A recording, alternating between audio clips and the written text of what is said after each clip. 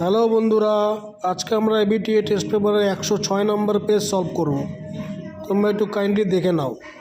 1-এর গ, 2-এর গ, 3-এর খ, 4-এর ক, 5-এর ক, 6-এর খ, 7-এর ক, 8-এর খ, 9-এর ক, 10-এর ক, 11-র গ, 12-র খ,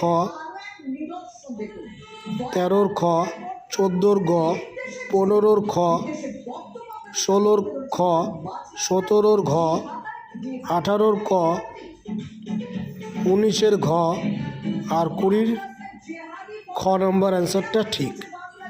আর এসিকিউ তোমরা দেখে নিতে পারো। পণ্ডিচেরি কবে ভারতবর্ষের অন্তর্ভুক্ত হয়? তোমরা লেখো 1963। দিগদর্শনের সম্পাদক তোমরা লেখো জন ক্লার্ক।